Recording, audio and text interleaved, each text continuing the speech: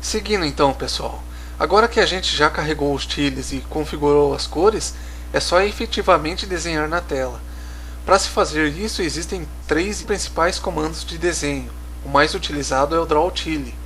No primeiro parâmetro, você indica a posição de memória onde está armazenado o seu tile, e os dois últimos são respectivamente as coordenadas x e y, onde você vai posicionar o tile na tela.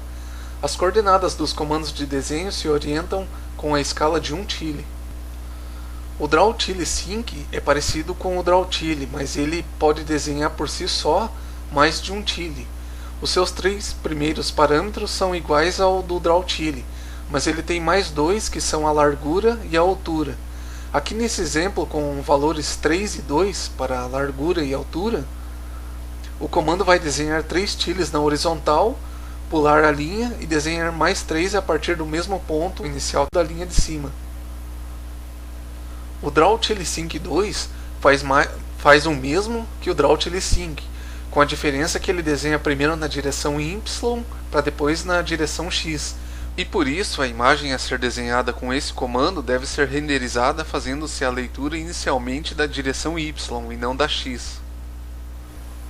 Para renderizar uma imagem em dados para nós anexarmos ao nosso código, nós vamos usar o Imagenesis. Vamos conhecer a interface do programa. Em File, o primeiro item desfaz qualquer alteração que você já tenha feito na imagem. Clique em Open, Imagem, e abra uma imagem não muito grande. Depois em Actions, clique em Quantize Now, depois clique em Export Tile Data. Aqui você vê os tiles convertidos para usar no seu código. Clique no botão Copiar da janela e cole logo após o seu rótulo, deixando um espaço na frente de cada data long se não tiver. Apague também o rótulo automático que ele cria. E não esqueça de alterar o segundo parâmetro do Load Tiles com a quantidade de tiles da sua imagem, e também os parâmetros de dimensionamento do Draw Tile Sync. Se for uma imagem muito grande, ele vai demorar um pouco para processar, e como serão gerados muitos tiles, ao dar Export Tile, você muda a opção da caixinha Format para Binary, e salva como um arquivo binário na mesma pasta do código. E então no código, ao invés de pôr os dados diretamente, com o comando DataFile, você insere o nome do arquivo que vai ser anexado durante a compilação. A paleta, por ser pequena, você pode sempre copiar e colar no código, indo em Export Palette Data. As primeiras opções de mod a gente vai ver mais para frente. Vamos ver o seu segundo bloco de opções. Ali você escolhe em que direção será feita a renderização dos tiles da imagem. Você só muda para a opção de baixo em situações em que você precisa desenhar primeiro na vertical para depois seguir na horizontal, como é o caso do comando Draw Tile Sync 2. Tem um detalhe do comando Palettes que eu deixei para tratar agora, aproveitando que nós estamos falando do Imagenesis, que é sobre a transparência de fundo das imagens. A primeira cor de cada paleta, ou seja, a cor 0, é a cor transparente.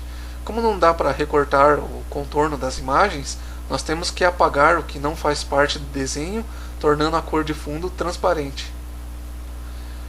Abrindo uma imagem que não tenha cenário atrás, apenas uma cor de fundo, você segue exatamente esse procedimento. Primeiro você renderiza a imagem, dando um Quantize Now. Em Mode você clica em Enable Transparency, retorna um menu e clica em Select Transparent Color. Clica em cima da cor de fundo. Então em Actions você renderiza novamente. Depois no mesmo menu, clique em Export Tile Data e confira se aparecem pixels marcados com o valor 0, sinalizando que a ação funcionou corretamente. Esses serão os pixels transparentes, que não vão ser exibidos na tela, fazendo aparecer o que estiver atrás da área transparente. Uma coisa necessária é que o primeiro pixel da imagem que será renderizada, localizado no canto superior esquerdo da imagem, seja da cor que você vai definir como transparente, senão a transparência não é criada. Ainda sobre o comando Palettes, eu vou falar de um problema que você pode encontrar mais para frente, quando você tiver mais experiência na codificação, que é o compartilhamento de uma mesma paleta por duas imagens, individualmente renderizadas no Imagenesis. Veja, se você cria duas imagens no Paint e salva em um mesmo arquivo, o que seria duas imagens em uma, não tem problema. No Imagenesis vai ser gerada a paleta desse arquivo que servirá para as duas imagens.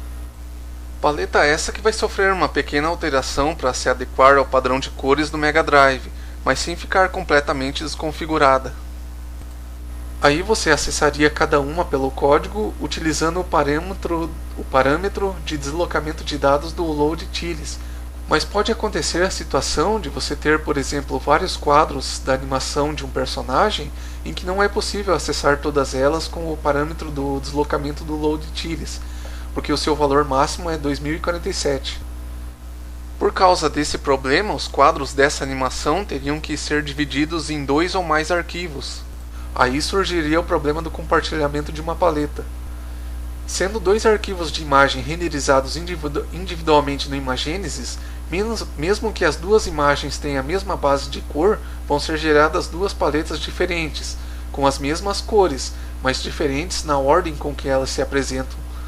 Ao usar a paleta de uma imagem na outra, esta sairia com as cores desconfiguradas, porque o arquivo de dados dos tiles dessa imagem foi gerado a partir de outra paleta. Exemplo, se você renderiza no Imagenesis uma imagem e depois inverter ela e novamente a renderiza, você vai ver nas paletas a diferença mencionada. Isso acontece porque o programa processa a paleta de cores à medida que faz a leitura dos pixels da imagem, rastreando os dados da esquerda para a direita e de cima para baixo, registrando as 16 cores mais presentes nela e as convertendo em cores da paleta do Mega Drive. Então, enquanto que na imagem original uma cor pode ser registrada nas primeiras posições da paleta, na imagem invertida ela pode ser registrada nas últimas.